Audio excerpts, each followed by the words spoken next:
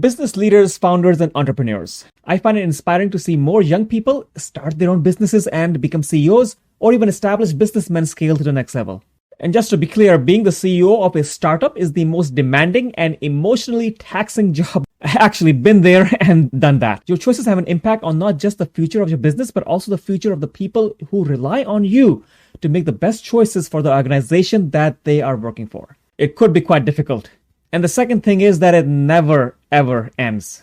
But if you're here for the first time, I'm Dr. Umar Khan, a physician and the founder of True Talent Online, where we provide tech services, developer services for startups and businesses. And having launched tech businesses myself, created especially healthcare telemedicine applications, and helped startups get off the ground, I wanted to share my experiences and mistakes so you don't have to repeat my mistakes. So subscribe if you think you would need to know more about these topics.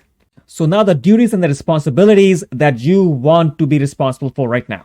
Now, as the CEO, you will need imagination, people skills, math skills, accounting, perseverance, and the resolve to be a CEO. Of course, that is a big undertaking. But before all that, I believe that a founder's capacity for quick learning and adaptation is their most important asset. You will need to do a little bit of everything for your business, especially when it first starts, from technical duties like configuring an email to domain routing to comprehending your local, state, and national employment laws.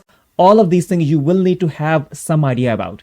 Basically, you will be setting up emails for your own business, your own email, your chief technical officer, your chief financial officer, your marketing manager. All of these you will need to do, and you will need to have a control all of this. Of course, you can delegate these jobs when your business actually expands. Basically, doing so makes it much simpler to expand and assemble your team even further than recruiting people to perform tasks that you aren't yet qualified to perform.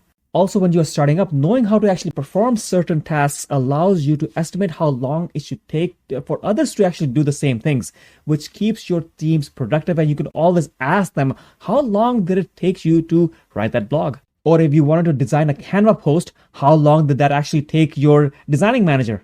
Or if they had to change some aspects of your WordPress website, how long did it take? You should have a little bit of idea of everything. So basically, knowing how to accomplish a lot of these things necessitates that you do know a little bit about everything.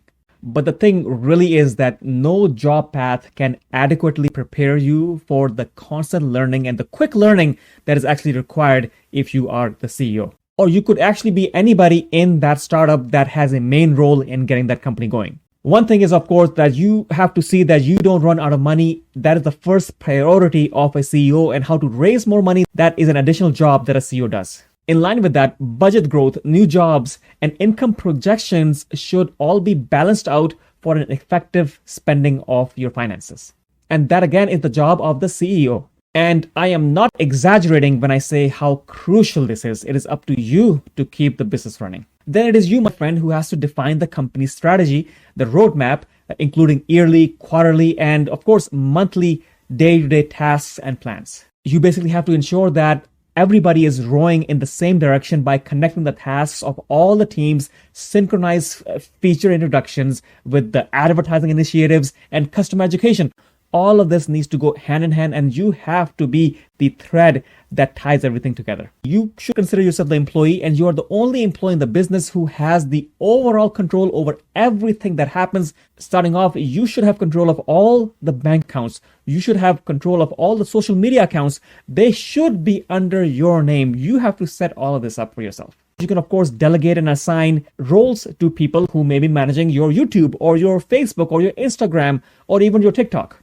And I'm going to talk deeply about how to create a social presence and a brand online, so stick around with the channel. Because that, my friends, you have to be the face of your business, and people like to connect with businesses who actually have a face, just like Elon Musk. Now, more things that the CEO has to do. You have to optimize and enable for improved team productivity. You have to do that.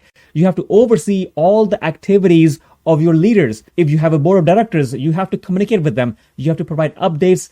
And if you do have investors, you have to provide them the information on a monthly, quarterly basis. That is going to be your task. Then you have to establish and maintain a corporate culture. And the corporate culture comes basically from you and the leaders of this team. Now, if you're heavy-handed, you are an angry individual, you are jumpy, then that will trickle down as the culture for this whole startup.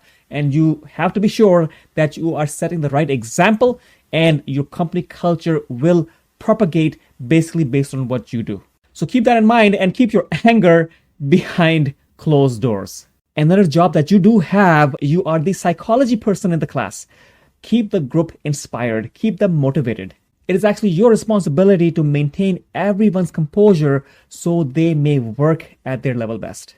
Then you have to have another role when you're actually starting off in the first few months. You need to have some knowledge of the legal, tax, and organizational issues. And this thing basically can be extrapolated to any type of business, whether a startup or a physical brick and mortar business. So as you are seeing, launching a business of any nature is a marathon, not a sprint, needs accurate planning as well as implementation. And if you are thinking about becoming a business, you should become ready for the future. And you know that you have this in you and you're able to do all this. You probably have done some of this, let's say in a previous occupation or a job or a different role, or growing up, you knew you had all of this in you. And of course, people who are able to go through all of this are the ones who do make the big bucks at the end. Have a look at Elon Musk. Failures after failures. He had no money. Eventually, things started to work out and he got going. Amazon, for example, did not have a profit over decades. Are you able to wait for decades? A lot of people can't.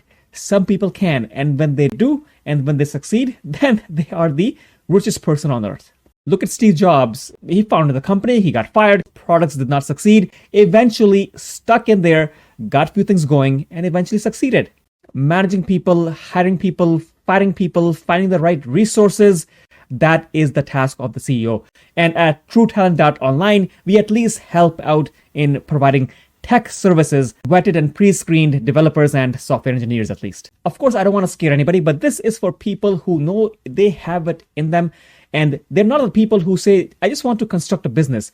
They just have an idea and they just want to go through with it. But they have to realize, and when you realize all of this, then you know that you will be able to tackle this when the time comes. And of course, don't just start a business for the sake of beginning a business. Make sure you plan to succeed with this. And don't be wishy-washy. Have a business plan, have it written down. And I actually have a video where you can check out the essential 5 points that you have to look at when you are designing your business model. And of course, you have to find what is unique in your business. You have to find out and incorporate the precise industry insights that you have to put into your product. You have to develop that remarkable ability to distinguish your product from your competitors. You have to find business opportunities and look to capitalize on your own skills as well as the skills of your first few employees. And that is how startups change, transform, and succeed. The other thing you should be open to is uncertainty. You need to be ready to not be sure of the direction that your business is taking. Your business can even take a U-turn. You won't have much visibility into your future for the first several weeks, months, or perhaps even years. So think of this as a moving target, as something that you can be flexible with and move forward with. Even if your idea is brilliant, be psychologically and financially prepared to deal with any types of failure. The other point of view is that don't quit your day job unless you are ready, and know that, hey, now is the time to go full on in your startup. So keep in mind that majority of the startups fail, which is of course terrible, but it is a sure reality. But you have to follow the right steps, and that's what I talk about on this channel, what you can do to make sure as much as possible how to succeed and go through the right steps. And then again, when you are the CEO, there is no limit. There are no 40-hour weeks. It could be 80-hour weeks, long hours. As the CEO and founder of a company, you're always working on it. And that is what you should be doing. It is extremely draining to constantly have to keep your mind focused on work, but that is what you have to do. Even holidays are difficult to enjoy when other people's lives and employees depend on you. And the company, you will realize, will be an extension of who you are, how you think, how you implement things. That is how your company is going to be and succeed. And guys, this is what the doctor said, and I am telling you today that you can do this. And if you think this is interesting, then do stick around for the next video. And if you are so inclined, then you can subscribe to the channel right over here, and you can check out this video which talks about startup funding so you know where you can possibly get your money. Thank you so much.